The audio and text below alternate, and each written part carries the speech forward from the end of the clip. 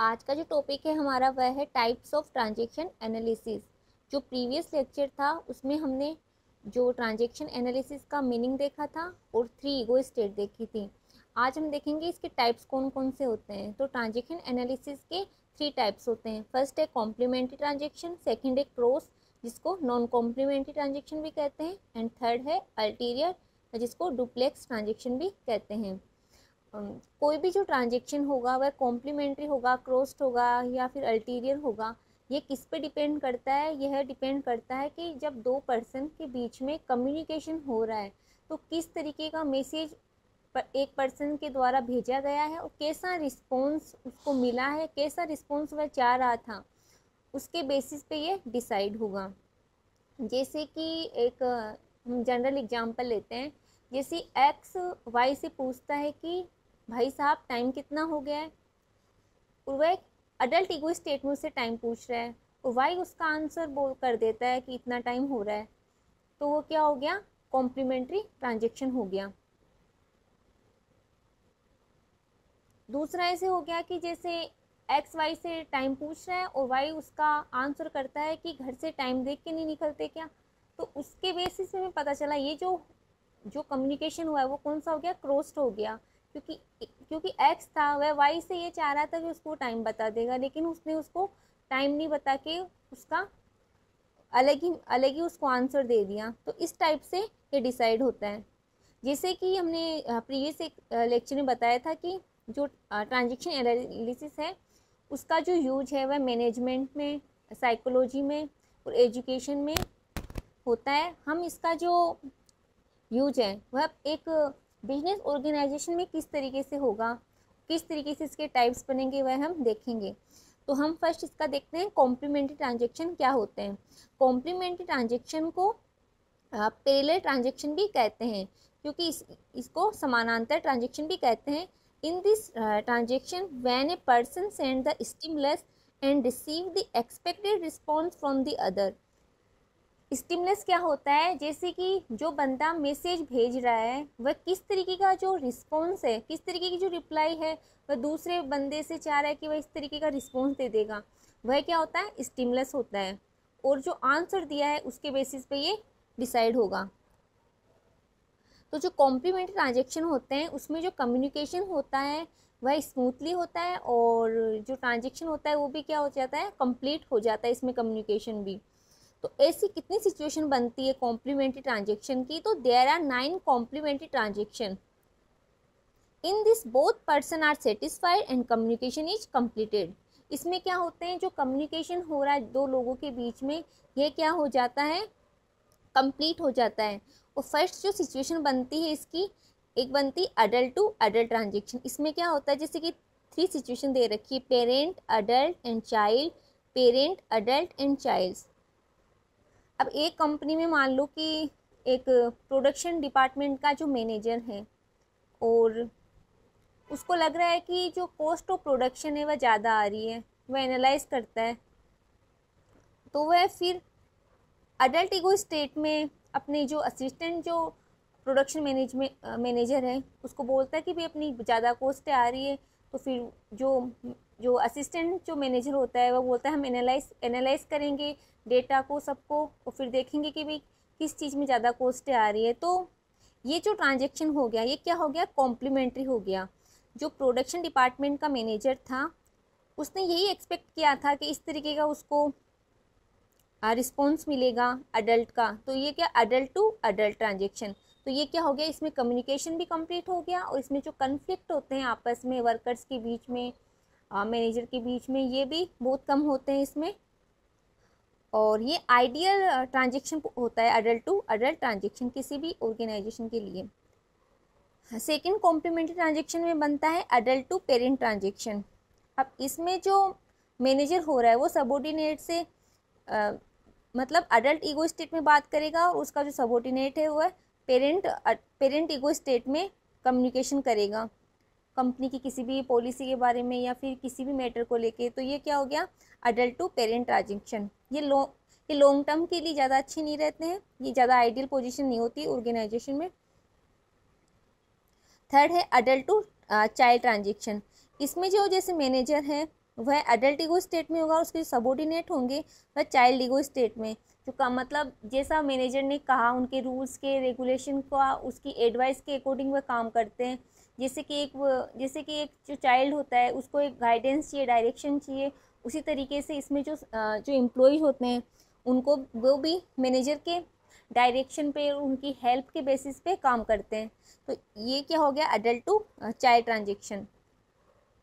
Fourth है parent to parent transaction. इसमें क्या होता है, बोथ जो मैनेजर होते हैं और जो उसके सबॉर्डिनेट होते हैं वो दोनों पेरेंट ईगो स्टेट में होते हैं।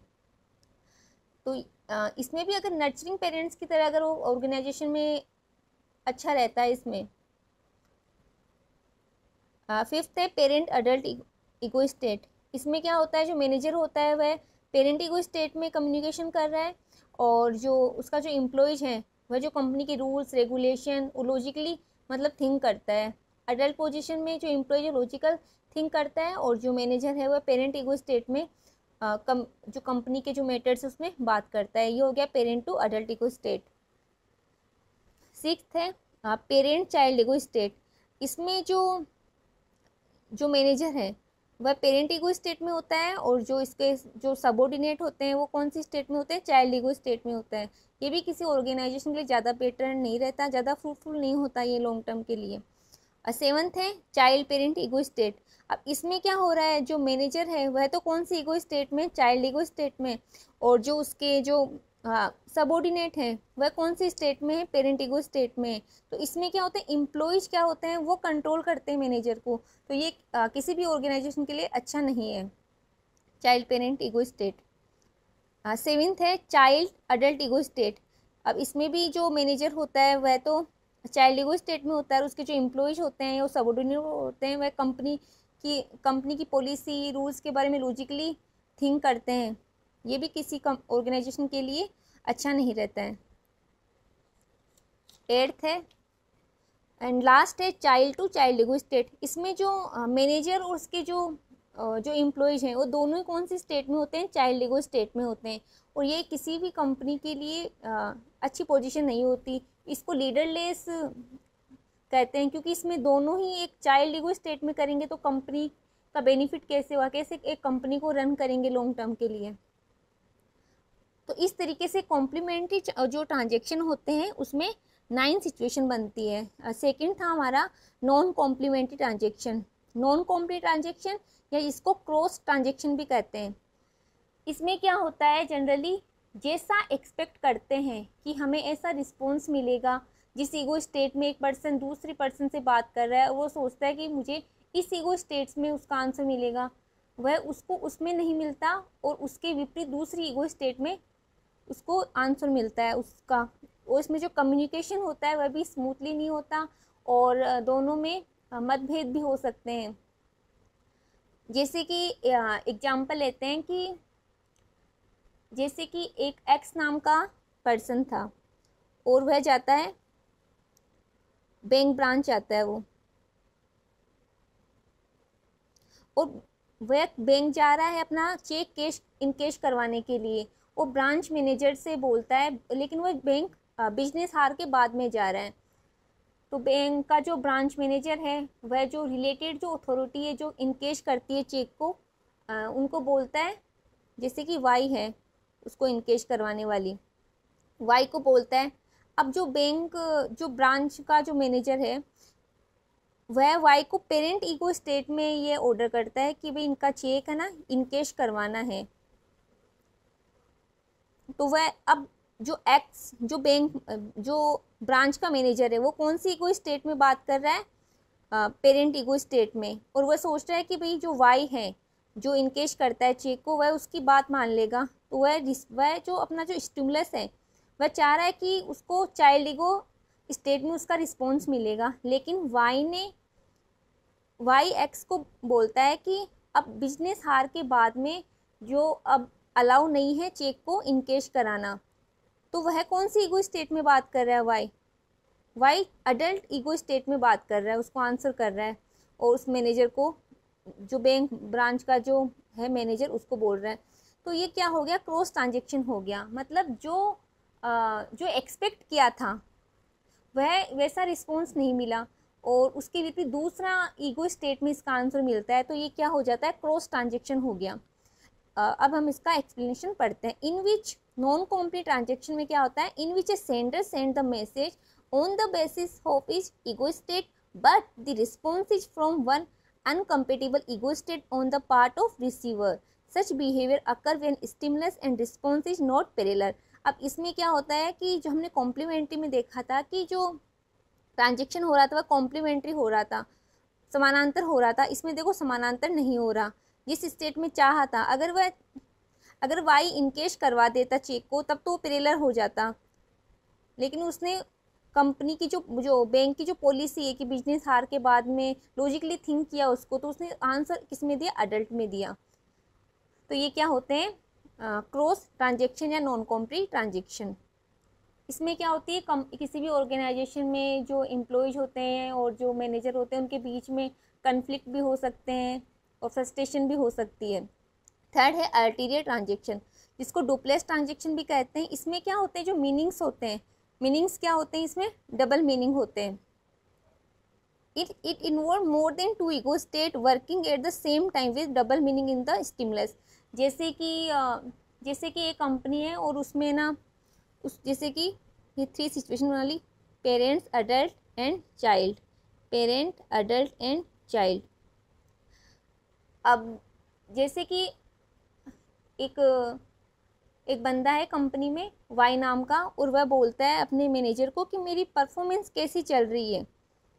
तो फिर उसका जो मैनेजर है उसकी जो परफॉर्मेंस होती है उस टाइम, मतलब जो उन्होंने गोल डिसाइड किया उसके अकॉर्डिंग नहीं चल रही होती है, और उसका जो मैनेजर बोलता है उसको, आपकी परफॉर्मेंस तो बहुत ही अच्छी चल रही है कि कंपनी 2 दिन में पता नहीं कितना प्रॉफिट कमा ले, ऐसी परफॉर्मेंस चल रही है आपकी। तो उसका जो मीनिंग था, उसका मीनिंग वह समझ गया कि इसका जो मीनिंग था वह था कि बहुत ख़राब चल रही है आपकी परफॉर्मेंस, क्योंकि जो गोल डिसाइड था उसके अकॉर्डिंग उसकी परफॉर्मेंस नहीं चल रही थी, पुअर परफॉर्मेंस चल रही थी।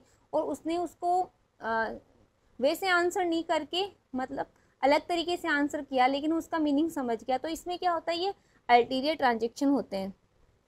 इस तरीके से 3 टाइप के ट्रांजेक्शन होते हैं ट्रांजेक्शन एनालिसिस में। अल्टीरियर ट्रांजेक्शन बहुत कम होते हैं।